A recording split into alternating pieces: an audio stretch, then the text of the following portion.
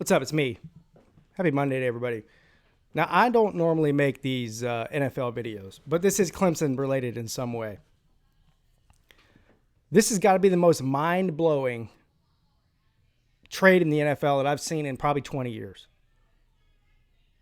And there's really no way you can look at it. You know, usually when you see a trade like this happen, it's for cap space or something like that. You can't make that argument here. The Houston Texans and Bill O'Brien trade Deandre Hopkins, who is at least top 3 receivers in the NFL. I would say he's probably top 2 or maybe the best as far as production and importance to the team, to the Arizona Cardinals for David Johnson and a second-round pick this year, and I think a fourth-round pick next year.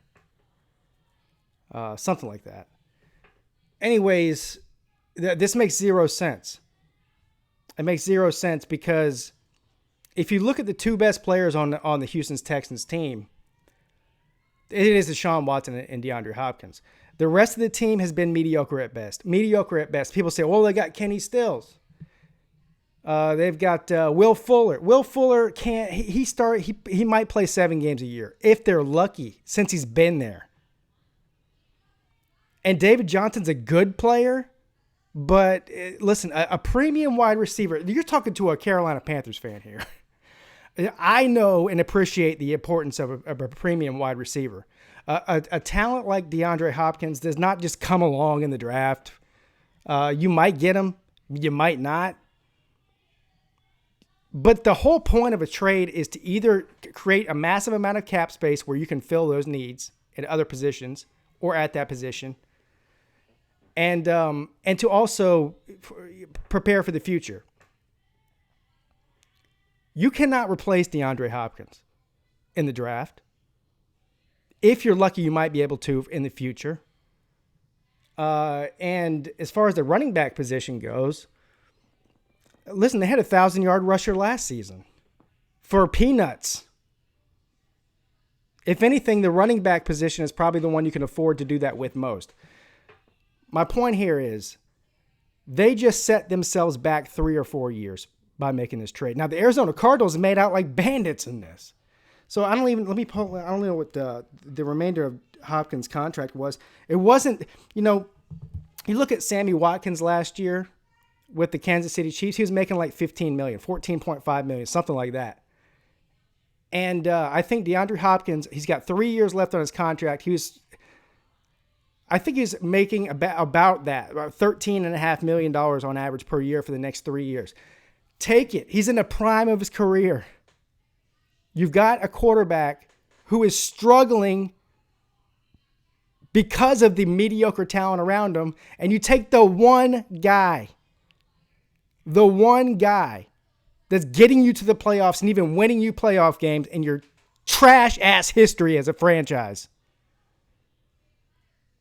and you give him to the Arizona Cardinals for David Johnson and a second-round pick. Who are you going to get in the second round?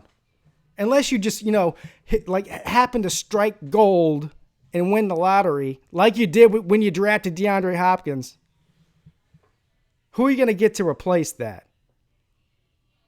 This Bill O'Brien, this guy should have been fired last year.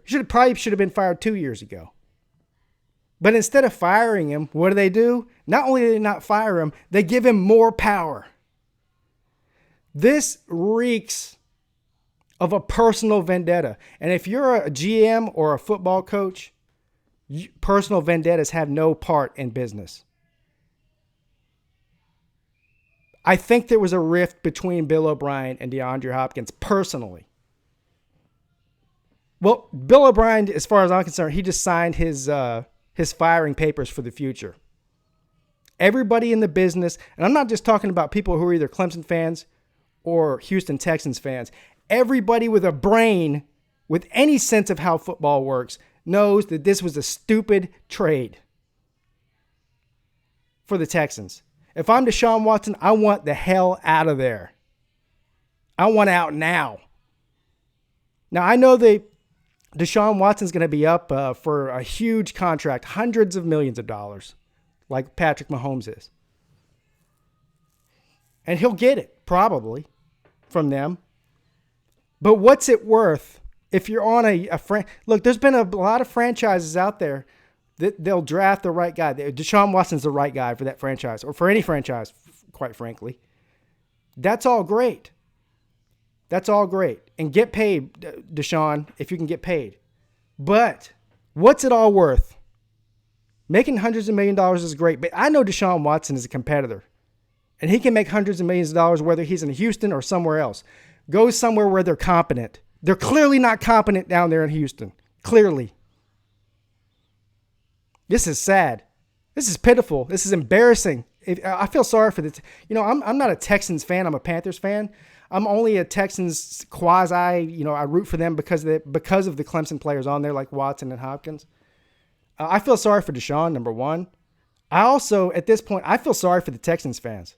They've been waiting for years and years and years. They've always had great. Hell, they had Andre Johnson at one point. They've just never had a quarterback. Finally, they get a quarterback in there that can win them Super Bowls, potentially. And what do? They'll go trade away one of the best players in the NFL for peanuts. This is sad. I don't know what else to say about it.